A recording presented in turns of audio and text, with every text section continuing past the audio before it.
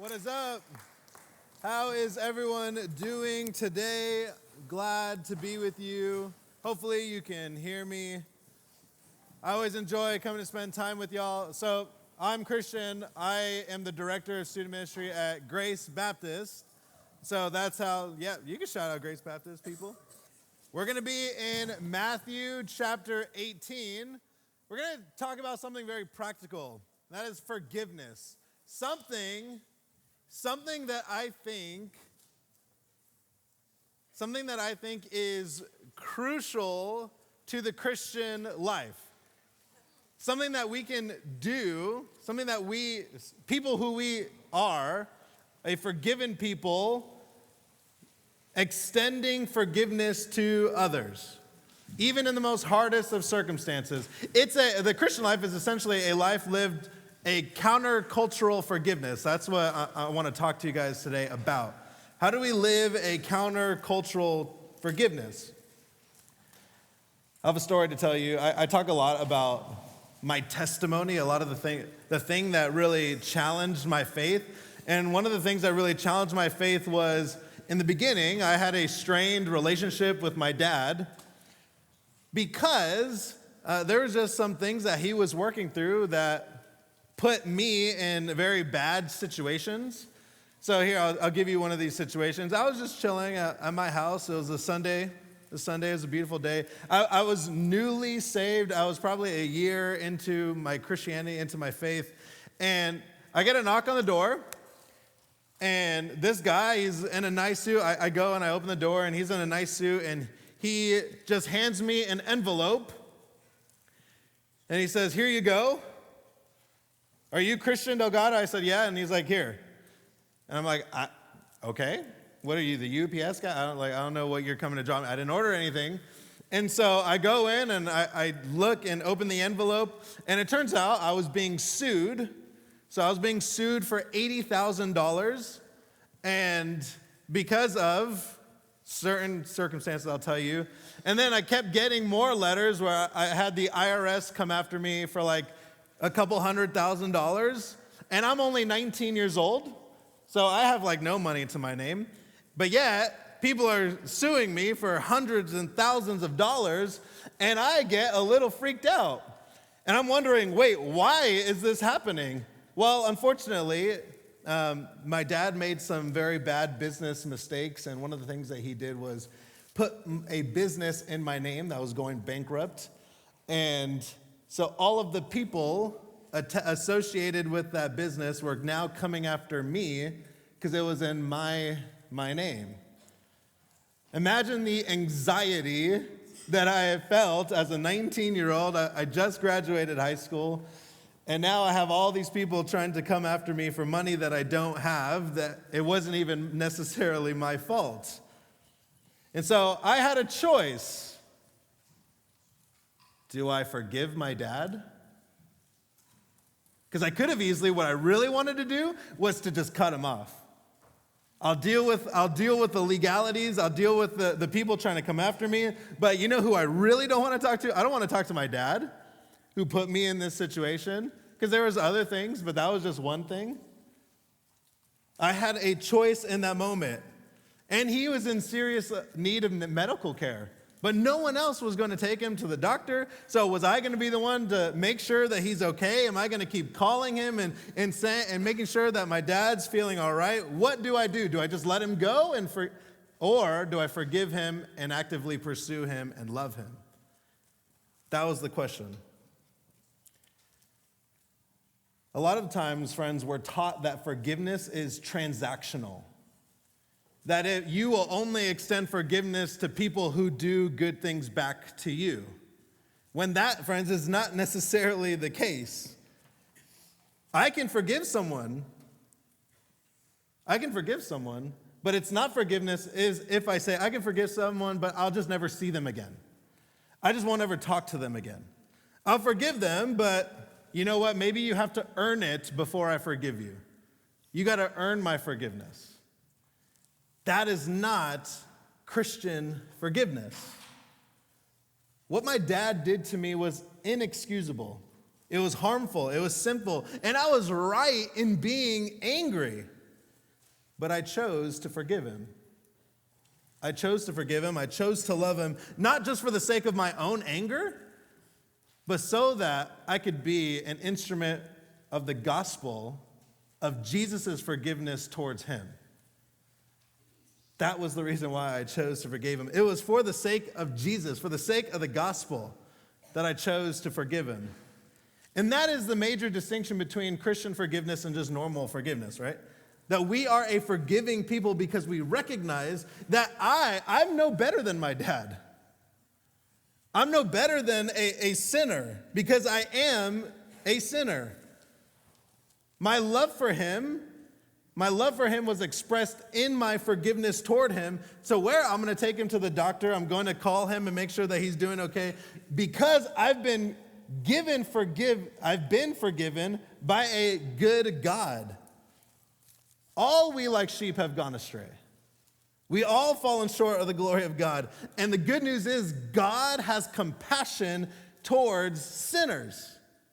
God has love and compassion towards them. And so if our attitude towards sinners is always one out of anger and bitterness, when people hurt me, when people sin against me, and I feel like I have to make them make it up to me, make them earn it, then I won't be very forgiving in my life. I won't be very forgiving. But that is contrary to the forgiveness that God has given to us. Christian forgiveness is countercultural forgiveness because it mimics God's forgiveness towards us. That's the basis of our forgiveness. And Jesus lays out a beautiful formula for how we ought to forgive in Matthew 18. There's these two components leading up to. We're gonna pick it up in verse 21, but just to set the context for this, is that humility plus compassion equals forgiveness. That's kind of the context for a countercultural forgiveness. Because here's what Jesus says. He grabs a child in the beginning of the chapter and he says, hey, you want to be great in the kingdom? You got to be like this child. A humble, dependent child. You got to be like him in order to be great in the kingdom. And then he moves on in the chapter and he says, look, in a discussion about God's view towards sinners, he says, woe to those who are being tempted, but if you are being tempted, cut off your arm, do whatever you got to do to not sin, because not sinning is better than to keep your arm on. And then he says this radical statement. Don't despise sinners, because God rejoices over the one sheep that goes astray more than the 99 who never went away. You want to know why you should have compassion? Because God cares about the one sinner that goes away more than the 99 that never left him. God has the utmost of compassion towards sinners. And so because of his compassion, he forgives, which means then we need to be forgiving. We need to be humble. We need to be compassionate. If we have both of those things, that will then lead to forgiveness and reconciliation. And so here's a biblical definition of forgiveness. Forgiveness is a disposition. It's a state of living, a state of being, a disposition of being ready to release the debts for wrong done and extend favor to someone undeserved. Release the debts of wrong done and extend favor to someone undeserved. That is the biblical definition of forgiveness. You're always ready. Because when someone sins against you, what happens? You start to keep a record. This person hurt me, and now they got that record on my list. I don't know what I'm going to do with it yet, but they have that debt toward me. They owe me because they hurt me. Forgiveness is being ready to release that debt, to take them off your list. More than that, extend favor. Forgiveness is the ability to extend favor to someone who doesn't deserve it. Not excusing their sin, but you're ready to release it and extend favor to them who don't deserve it. That's called grace. We are forgiven people, and that is the only reason why we forgive. One of the greatest evidences of the gospel in our lives is our readiness to forgive, especially in the household of God, especially amongst the church. So here's my main idea for the next 20 minutes, what I want to chat with you about. God's forgiveness is the basis of complete forgiveness towards others. So friends, if you call yourselves a Christian, be ready to completely forgive. Be ready to completely forgive. That's what I think this text is talking about. Be ready to completely forgive, no matter what the cost is, no matter what the harm done is. Be ready to completely forgive. And that is a countercultural type of forgiveness. Look at verse 21. Peter opens his mouth after all of Jesus' teaching, and he says this. Look at verse 21. Then Peter came up and said to them, Lord, how often will my brother sin against me, and I forgive him? As many as 7 times? And Jesus said to him, I do not say to you 7 times, but 77 times. And I want you to think about that for a second. I want you to think about that question that Peter is asking. Like, how many times have you ever asked a question, but you know the answer, but you're kind of just baffled about what that person is talking about? You're kind of just giving a reassurance like, hey, I think I know what you're talking about, but I'm going to ask you a question to make sure I understand what you're saying. Peter knows what Jesus is saying, but he's baffled about what Jesus is saying. He's completely baffled. And so Jesus instructs his disciples on how to confront one another when someone sins against one another. And then he says, you got to forgive them. As many as 77 times. The number is limitless. There's not a cap to the forgiveness that Jesus is calling his disciples to forgive. There's not a cap. It is completely limitless. A limitless type of forgiveness. Completely. As many times as there is sin against you and I, there's no limit to our forgiveness. God does not allow a cap to our forgiveness. And this is why forgiveness, a Christian forgiveness, is countercultural. You see, our culture says, if someone harms me, let me cut them off. If I don't like someone, I don't ever got to talk to them again. That's what our culture talks about. And I think this is one of the biggest areas for Christian witness that I think we all need to grow in. It's this idea of forgiveness. Remember, I do youth ministry, right? So I get this conversation a lot. I have students that come and talk to me and tell me, hey, like I caught my girlfriend or my boyfriend and they were talking to another person, right? Relationally. They were talking to someone else and now they're gossiping about me. Now they're saying mean things about me. And so I advised this one person that I said, okay, if someone's gossiping about you, someone is actively trying to diminish your character and your integrity, you should go confront them. You should tell them, hey, we could be mature. I think high schoolers, junior hires, you could be mature and you can tell someone, sit down with them face to face and let them know, hey, why are you being mean? Why are you being rude? Why are you gossiping? Why are you saying hurtful things about me? That's mean. That's sinful. You can call that out. I firmly believe that everyone is more than capable of doing that. But here's often what I hear back. I don't want to confront them. I just want to tell them to leave me alone and never talk to them again. How often does that happen in your life? Why? Because confrontation is hard. It's a lot easier to just say, I'm done with you, I don't want to talk to you, you hurt me, then I'm just going to leave it alone. But that is not Christian forgiveness. Christian forgiveness is ready to call out sin when there's sin, but eager to forgive and mend. That is Christian forgiveness. You see, the problem is that we care more about how we feel on the inside, and we allow that to determine how we relate to one another on the outside. But what Jesus is saying is his ideal community, his ideal people, is that it is right and it is true to always extend forgiveness, because to simply ignore someone, get this, if someone hurts you and you just want to cut them off and ignore them, that's just your way of getting vengeance.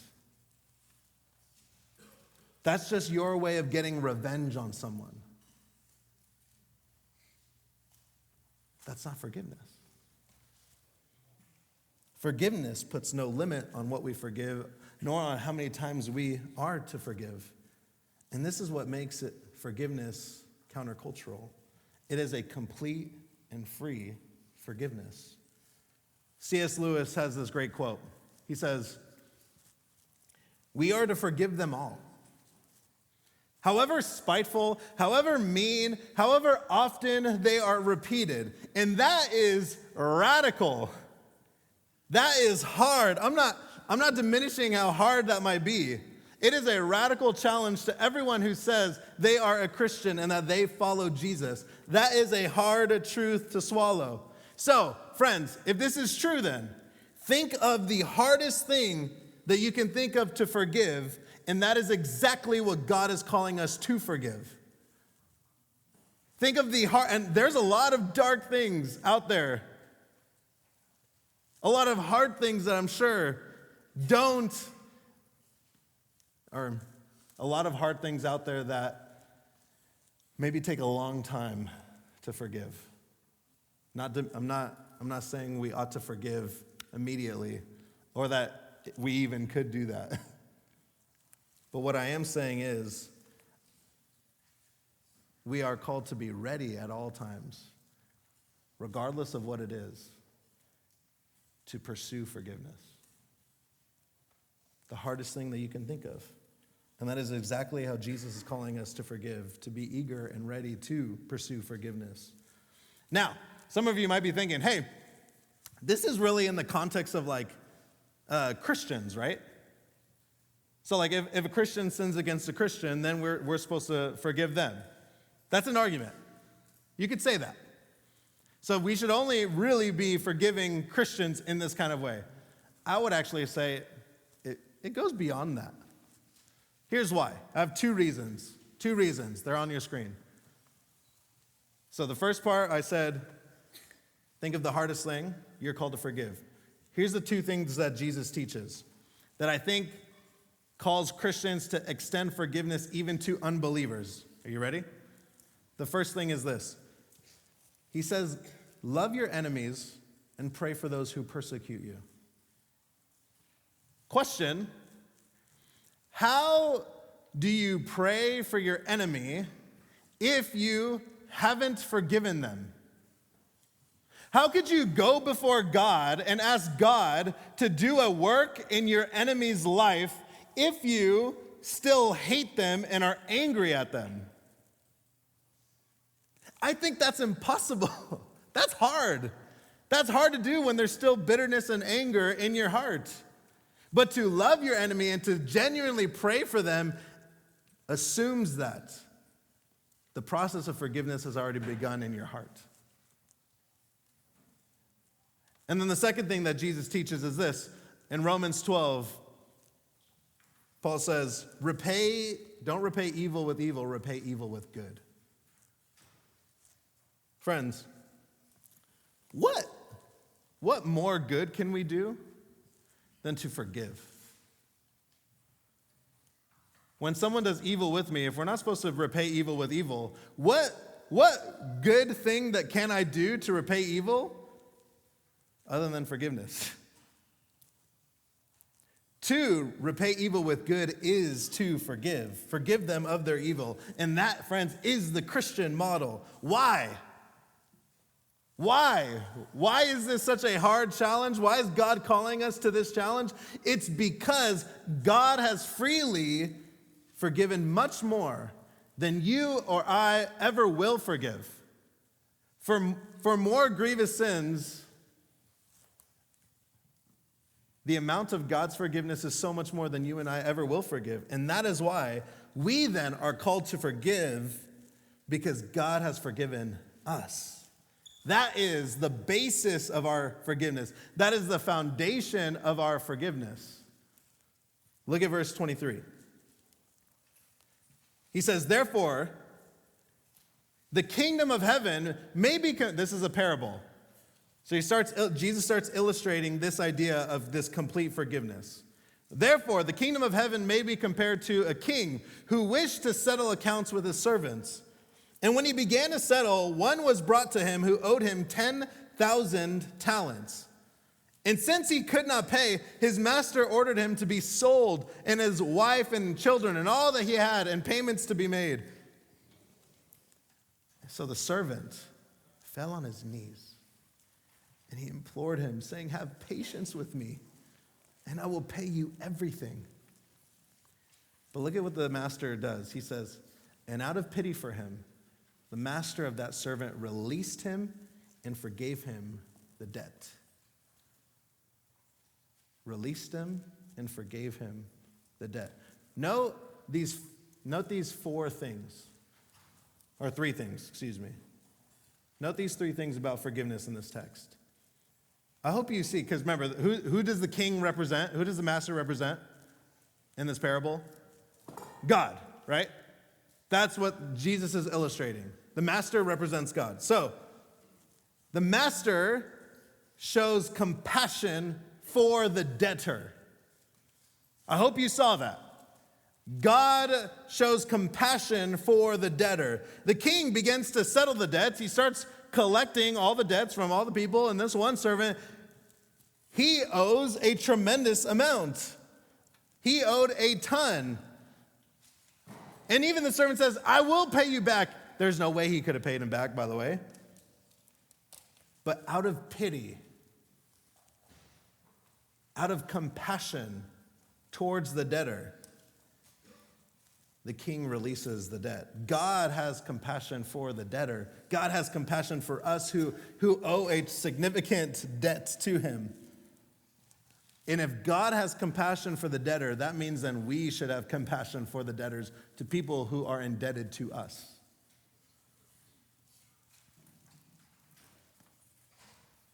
Secondly, you should see that God forgives an impossible debt. Do you know the modern equivalent to 10,000 talents? Let me put this into perspective.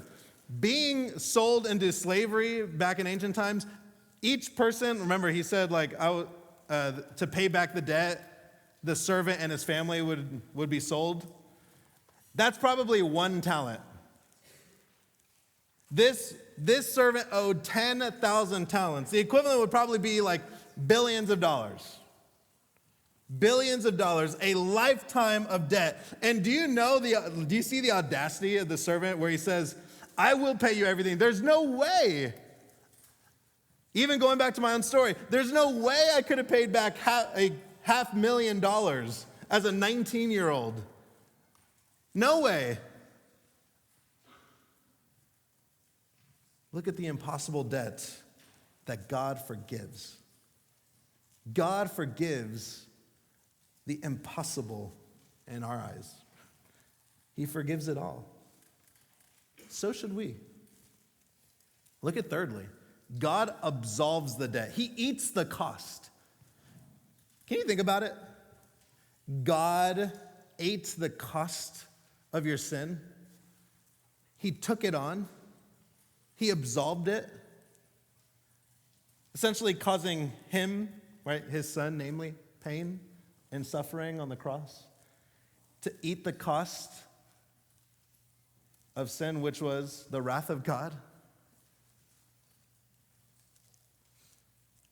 I lend my friend $10, I expect him to pay me back.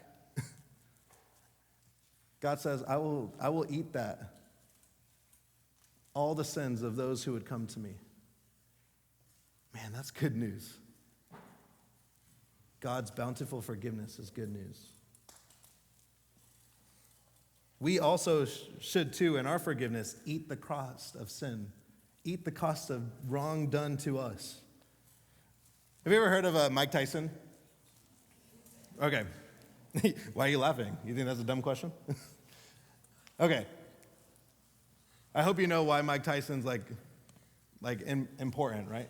So imagine you're in a title fight, professional boxer, you're going for the heavyweight championship, and then all of a sudden a dude bites your ear off.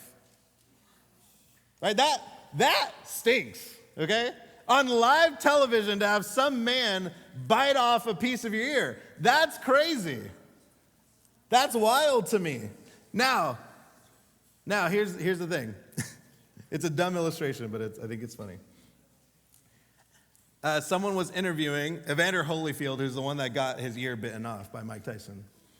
He says, he was asked the question, he's like, hey, have you forgiven Mike Tyson for, biting your ear off on live television? And this is what he said. He's like, I actually forgave him right after. Here's why. And the interview asked him, wait, okay, why? Why'd you forgive him? And he said, it reminded me of when my brother used to beat me up. And he would actually, and what Evander Holyfield would do to his brother who was beating him up, he says that he would bite him just so that he could get away. Do you know what he just did? He had compassion for Mike Tyson because he realized that Mike Tyson in this scenario was like him when he was a kid, getting beat up by his older brother. And so he said, it reminded me of when I was a kid getting beat up. And so I had compassion for him, and I understood why he did what he did, and I forgave him. Now, it didn't mean that getting his ear bitten off didn't hurt. It hurt him. It's not fun, I think. And yet, despite the cost, despite the pain, he chose to forgive. The manner and method of our forgiveness is not arbitrary, but it's rooted in the manner of God's forgiveness towards us. Notice what the servant responds. This is the bad part if we don't forgive. Look at verse 28. But when the same servant went out, he found one of his fellow servants who owed him 100 denarii. And seizing him, he began to choke him, saying, pay what you owe. And so his fellow servant fell down and pleaded with him, have patience with me, and I will pay you. Similar to the way that he responded to the master. Verse 30. He refused and went and put him in prison until he should pay the debt. When his fellow servants saw what had taken place, they were greatly distressed, and they went and reported to their master all that had taken place. And when his master summoned him and said to him, you wicked servant, I forgave you all the debt because you pleaded with me. And should not you have had mercy on your fellow servant as I had mercy on you? And in anger his master delivered him to the jailers until he should pay all his debt. So also my heavenly Father will do to every one of you if you do not forgive your brother from your heart. Notice what the fruits of not understanding God's forgiveness. There's 4 things. You lack humility. He should have saw that servant pleading with him and had compassion. Had humility because he was in the same position. You lack compassion. The servant couldn't see past his own self-righteousness, and that's why he wasn't able to forgive the other servant. You lack love. He was willing to destroy a relationship with the servant that owed him. And then lastly, and this is most important, friends, hear this. If you don't understand God's forgiveness of us, then you lack a transformative type forgiveness, meaning you probably don't understand God's forgiveness of you. Listen. If you don't forgive, it might mean you probably don't understand God's forgiveness of you, toward you. And that's the warning. Not saying forgiveness is a requirement of salvation, but forgiveness is a fruit of salvation. If you truly understand God's forgiveness, then why wouldn't you extend that type of forgiveness to someone else? This is the last thing I have to say. Here's a famous quote, and I added a little piece. The church is not a museum of saints, but a hospital for sinners. Here's what I added.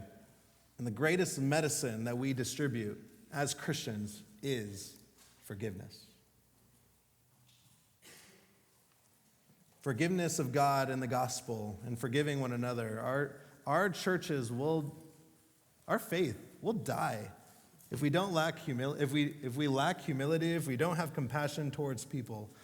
But if we have humility, if we have compassion, that will then result in this type of countercultural forgiveness. We're the worst, guys. People will hurt us. People will sin against us. But I do believe the greatest healing, not only for ourselves, but for the world around us, is our ability, God's people's ability to forgive one another. And I pray that in your relationships, you will forgive just like how God has forgiven you. That's my prayer. Let me pray. Lord Jesus, thank you for your word that is impactful. And I pray, Lord, that as all of these students go back into their classrooms, into their lunch period, into whatever they got going on this week, filled with a bunch of drama, filled with people who have hurt one another, who have gossiped about one another, who have slandered about one another. I pray, Lord, that you, by your Spirit, would give all of these students a heart of humility and compassion so that they can distribute the wonderful healing grace of forgiveness because of God's forgiveness toward us. That's my prayer. Amen.